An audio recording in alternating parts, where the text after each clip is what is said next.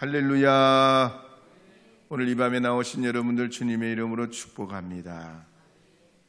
우린 지난 시간에 마리아가 가브리엘 천사를 통하여 아기 예수를 잉태하리라 고지받은 사건을 통해서 하나님의 네 가지 속성을 살펴봤습니다. 첫째는 하나님은 놀라우신 분이라는 겁니다. 상상할 수 없는 하나님의 방법으로 우리가 꿈꿀 수 없는 일을 이루어 가시는 하나님이라고 했습니다. 두 번째로 하나님은 참 세심하신 하나님이라 그랬습니다. 조금도 틀림없이 시대와 상황에 맞게 역사하시는데 처녀 마리아에게는 충격받지 않도록 사가랴의 아내 엘리사벳을 먼저 임신하게 하시고 가브리엘 천사를 통해 마리아에게 고지하셨습니다.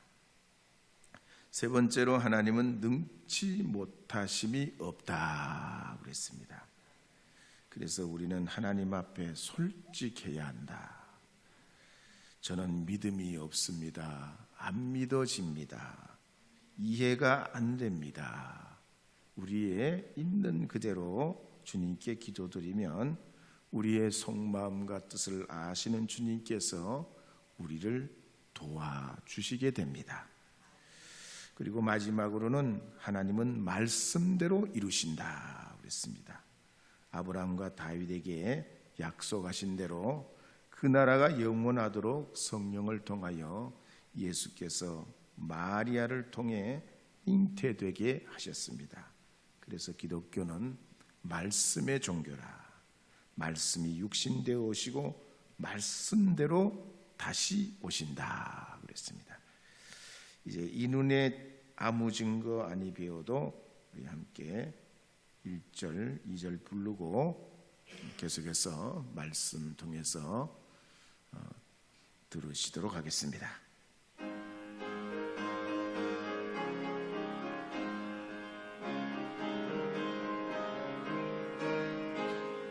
이 눈에 아무 증거 아니 배워도 믿음만을 가지고서 늘 걸으며 이 귀에 아무 소리 아니 들려도 하나님의 약속 위에 서리나 걸어가세 믿음 위에 서서 나가세 의심 버리고 걸어가세 믿음 위에 서서 눈과 귀에 아무 증거 없어도 이 눈에 보기에는 어떠하든지 이미 얻은 증거대로 늘 믿으며 이 맘에 의심 없이 살아갈 때에 우리 소원 주 안에서 이루리 걸어가세 믿음 위에 서서 나가세 의심 버리고 걸어가세 믿음 위에 서서 눈과 귀에 아무 증거 없어도. 누가복음 1장 39절 40절 말씀 읽어보도록 하겠습니다. 이때에 마리아가 일어나 빨리 산골로 가서 유대 한 동네에 이르러 사가랴의 집에 들어가 엘리사벳에게 문안하니. 아멘. 마리아는 천사의 소식을 듣고 엘리사벳을 찾아갔습니다. 거리로 보자면 나사렛에서 유대까지 한 120km 정도 됩니다. 짧은 거리가 아니죠. 그럼 마리아가 왜 그 먼 길을 갔을까 하는 겁니다. 36절 말씀에 보면 가브리엘 천사가 마리아에게 이렇게 말하는 내용이 나옵니다. 함께 읽어보겠습니다. 보라, 내 친족 엘리사벳도 늙어서 아들을 배웠느니라. 본래 임신하지 못한다고 알려진 네가 이미 6달이 되었나니. 마리아는 천사의 이런 소식을 듣고 가만히 있을 수가 없었습니다. 하나님의 능력을 직접 목격하고 싶었습니다. 그리고 하나님께서 이제 자기를 통해 이루실 일을 엘리사벳과 함께 나누고 싶었습니다. 빨리 서둘러 갑니다. 벅찬 감격을 가지고 사가랴의 집으로 달려가서 엘리사벳을 만나게 됩니다. 복음은 이와 같이 감격이 있습니다. 두근거림이 있어요. 마치 우리가 새 자동차나 새 집을 마련하거나 진급을 하거나 대학이나 회사나 직장에 합격을 하고 결혼을 앞두고 있고 특별한 날이 되면 그 기쁨을 우리가 나누고 싶듯이 은혜 받으면 은혜 받은 사람을 만나고 싶습니다. 기도 응답 받으면 기도하는 사람들 만나고 싶어집니다. 그래서 사람은 끼리끼리 어울리게 돼 있어요. 등산을 좋아하는 사람은 산악회로 가고, 축구를 좋아하는 사람은 동호회로 가고, 낚시를 좋아하는 사람도 동호회로 갑니다. 교회도 그렇습니다. 복음 때문에 감동받은 사람들이 자꾸만 모이는 것이 교회입니다. 밥도 같이 드시고 찬양도 함께하고 기도도 하고 말씀도 읽고 전도하고 봉사하면 시너지가 일어나게 됩니다. 우리 금암제일교회가 이런 간증이 있기를 바랍니다. 심령이 뜨거워져서 부흥의 불이 이 우리 계룡시를 복음화되게 하는데 쓰임받는 하나님의 도구가 되길 바랍니다. 여러분의 가정과 직장과 일터도 이와 같은 이 복음의 감격, 두근거림, 하나님이 우리를 통해 일하실 그런 계획 때문에 설레는 믿음의 사람들이 되기를 주님의 이름으로 축복합니다. 예수 안에 있는 나에게 함께 불러볼게요.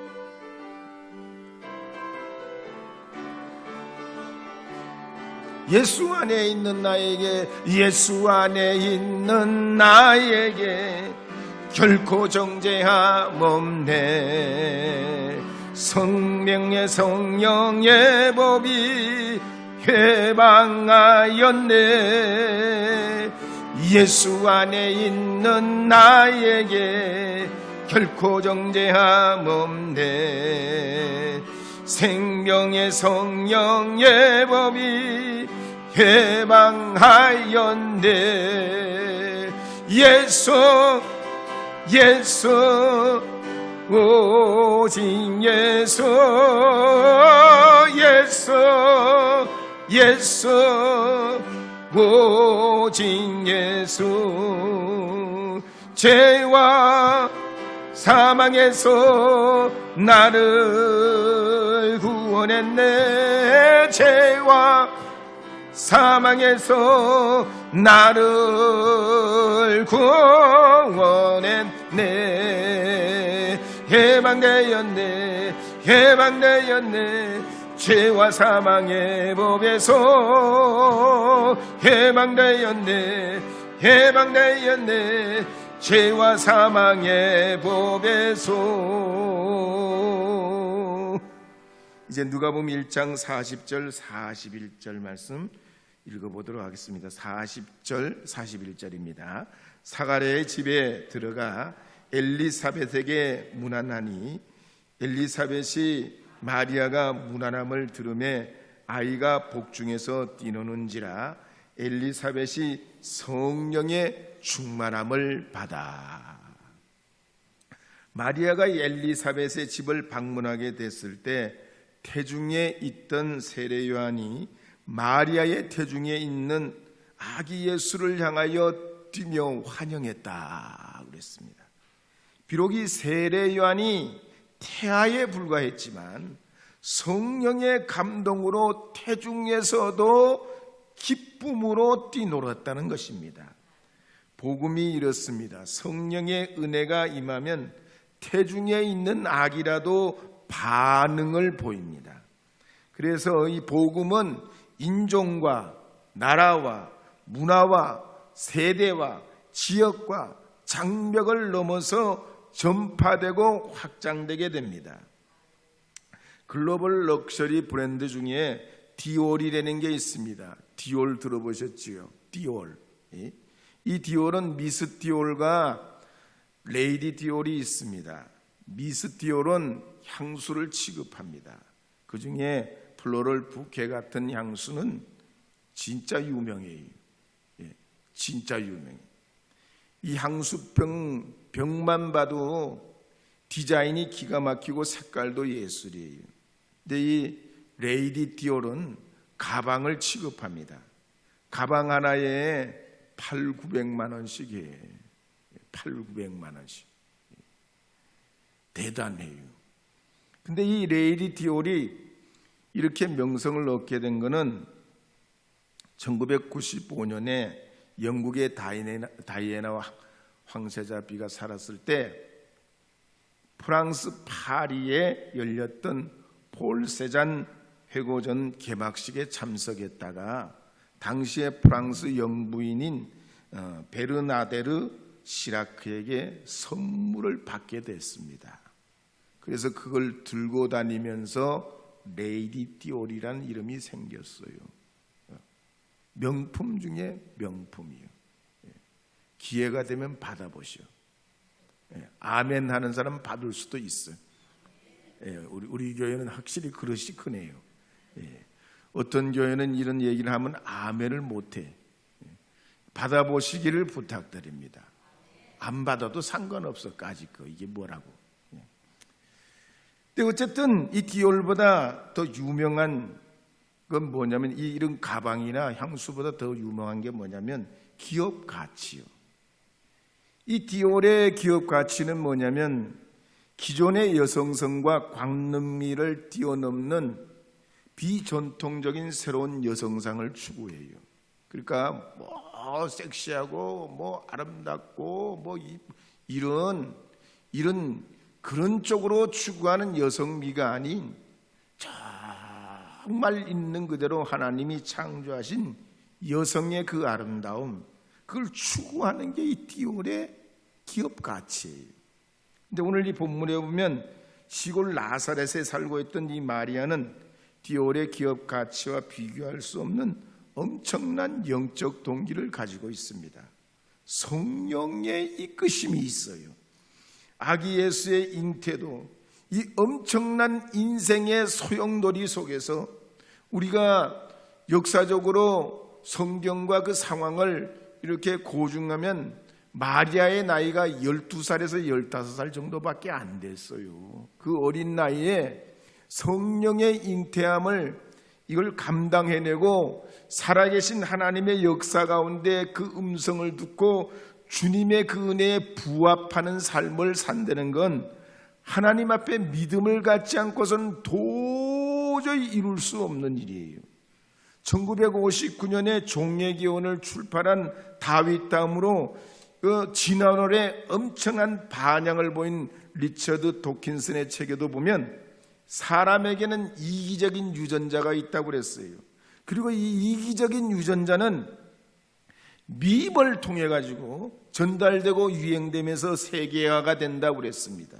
그러면 자기도 모르게 하여튼 이 이기적인 유전자가 계속해서 그 유전되고 사람이 점점 더 낫고 뭐 하여튼 원시 생물에서부터 인간이 됐더니 이게 말이죠 참 상상 불가한 것인데 마리아의 잉태는 이런 진화론자들이 말하는 이기적 유전자의 발현이 아닙니다. 말씀대로 임하시고 성령의 능력으로 잉태되셨습니다. 이 말씀을 보면 기독교는 이론이 아니고 사람이 만든 교리의 결정체가 아닙니다. 처음부터 끝까지 말씀 중심이요 성령 중심이요 은혜 중심입니다. 이제 새봄이 왔습니다. 계절의 변화가 오니까 누가 뭐라고 해도 이 살아있는 생명체는 싹이 돋아나고 고목나무라도 그 싹을 내고 잎을 내게 됩니다.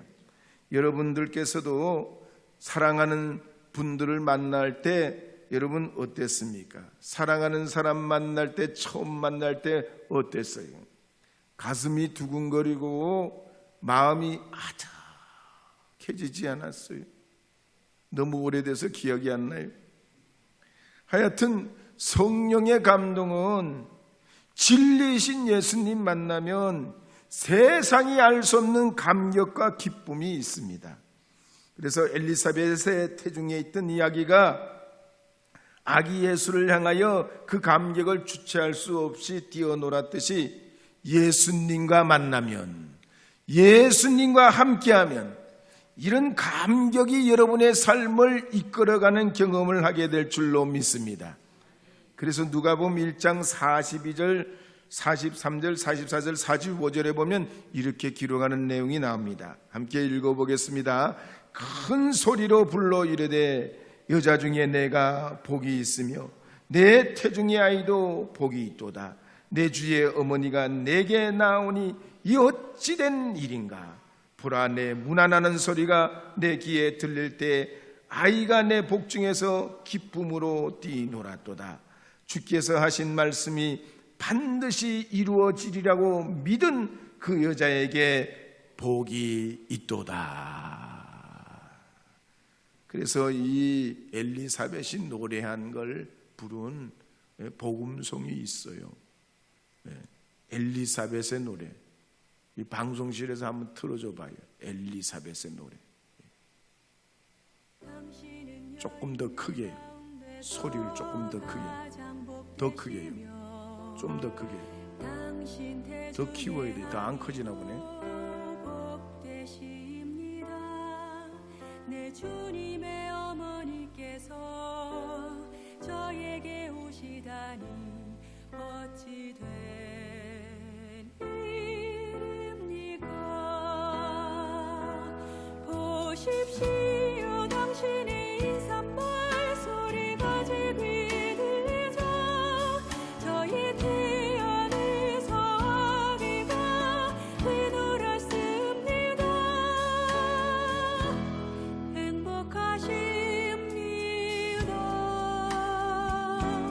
주님께서 하신 말씀이 이루어지리라고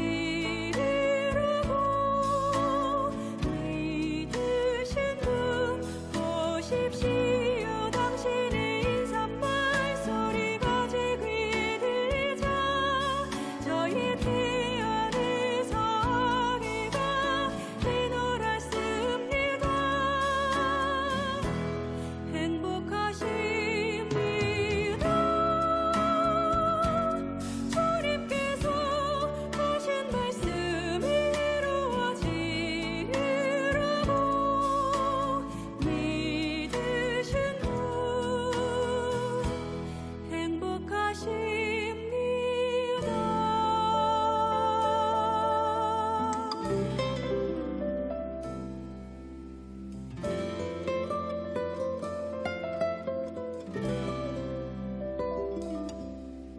내 주님의 어머니께서 저에게 오시다니 어찌 된 일입니까.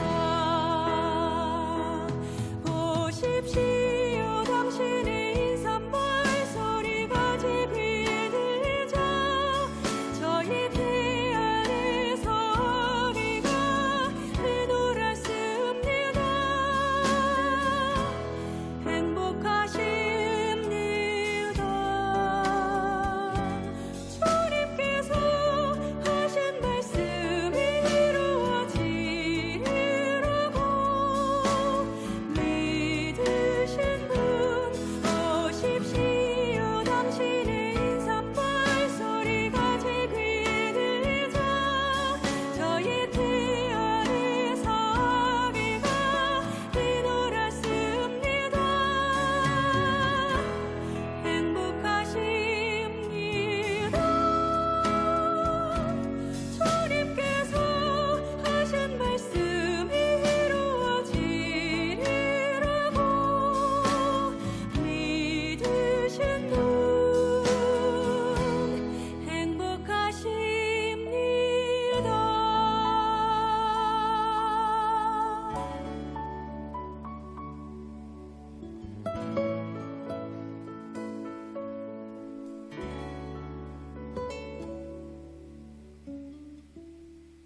어떤 분은 그럽니다.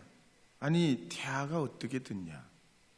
근데 스페인의 바르셀로나의 마르케 연구소의 발표에 따르면 임신 16주 넉 달이 되면 태아가 밖의 소리를 듣고 노래를 부르듯이 입을 벌리고 스스로 팔을 움직이고 입과 혀를 움직이는 반응을 보인다 그랬습니다. 대다수의 학자들도 의견에 따르면 적어도 임신 4개월에서 6개월 정도 되면 외부의 소리에 반응한다 그랬습니다. 그러니 태중에 있는 이 세례요한이 6개월이나 됐기 때문에 반응하고도 남습니다. 제가 경기도에서 목회할 때 하루는 점심을 먹으러 갔습니다. 근데 그 식당 주인이 우리 교회의 교인인데 나를 어떤 손님에게 소개시켜 준다고 데려가는 겁니다. 가봤더니 그분이 어디서 굉장히 많이 본 분이에요. 가만히 봤더니 탤런트 임현식 씨야. 저하고는 개인적으로 아무런 관계가 없는데 이상하게 그 탤런트 임현식 씨 보니까 굉장히 반갑더라고. 웬일이요? 사진이라도 찍어 놓을 걸 그랬어요.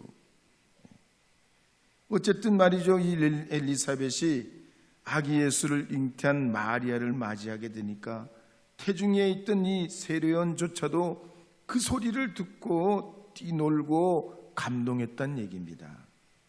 사도행전 2장 14절 이하에도 보면 베드로가 오순절날 성령의 감동을 받아가지고 설교하는 장면이 나옵니다. 그때 바데인, 메데인, 엘라민, 메소포타미아인, 유대 갑보드기아, 본도 아시아, 부르길라, 밤빌리아, 애굽, 리비아 여러 지방에 사는 사람들하고 로마로부터 온 나그네, 그레데 사람들, 아라비아인들, 이들이 예루살렘에 모여들었는데 그들이 제자들이 성령 충만하게 되면서 그 은혜를 막 터치고 감격하고 방언하고 막 이렇게 될 때 술 취했다고 말이지, 이랬네 저랬네 막 그럴 때 베드로가 아무도 안 시켜요. 누가 너 보고 너 나가서 저 말해라고 한 사람이 없는데 이 베드로가 어떡합니까? 담대하게 일어나가지고 예수님이 메시아임을 증거합니다. 이처럼 복음은 능동적이요, 등대 밀어서 믿는 게 아니에요. 누가 시켜서 하는 게 아니에요. 내가 좋아서, 내가 은혜돼서, 내 감동이 있어서, 내 마음이 그냥 뜨거워서, 그 때문에 찬양도 하고 헌신도 하고 봉사도 하고 차량 운행도 하고 하나님 앞에, 주님 앞에 이 교회 바닥도 쓸고 의자도 닦고 말이죠. 누가 보든 보지 않든 하나님 앞에, 내가 주님 앞에 내 자신을 드리고 싶어하고 그 감격과 그 은혜 때문에 우리가 하나님 앞에 우리 자신을 기꺼이 드리려 하는 것입니다. 그러므로 마리아와 엘리사벳도 이 성령에 잉태된 일로 이같이 말이죠, 어떻게 보면 부끄러운 일 아니에요. 엘리사벳도 나이가 많아가지고 임신했고 마리아도 결혼하기 전에 임신한 처녀인데 부끄러운 두 사람인데도 그거 전혀 개의치 않고 서로 위로받고 축복하고 은혜받고 하나님의 은혜와 역사를 바라보면서 서로 주님 안에서 하나 되게 됐습니다. 한번 따라하도록 하겠습니다. 성령의 역사는 하나 되게 하신다. 한 번 더 따라하겠습니다. 성령의 역사는 둘이 되게 한다. 셋이 되게 한다. 하나 되게 하는 것이죠. 성령의 역사는 하나 되게 해요. 오늘 이 밤에 나오신 여러분들께서도 성령께서 여러분의 가정에, 또 여러분의 삶에, 또 우리 교회에 성령의 큰 은혜가 이 2024년도에 사순절 절기와 함께 우리 가운데 있어 주님께서 하나 되게 하는 믿는 자의 행복을 경험하는 주님의 자녀들이 되시기를 주의 이름으로 축복합니다.